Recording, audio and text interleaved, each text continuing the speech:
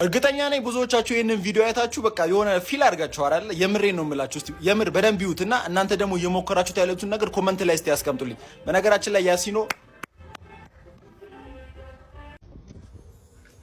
ሄሎ ማን ቤት ኪራይ ባለቤት አልነገረችም? ቤት ኪራይ አንድ ወር ሳትከፍል ሁለተኛ ወር መጥቶብሃል።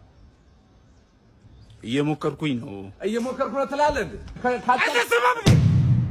እየሞከርኩኝ ነው። ያንተን ቤት ኪራይ ልከፍል እየሞከርኩኝ ነው።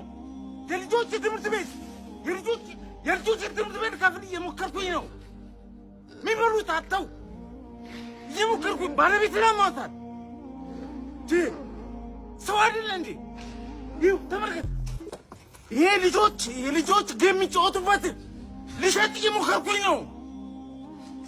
አስብ እንጂ ሁሉም ሰው እየሞከረ ነው በዚህ ሰዓት።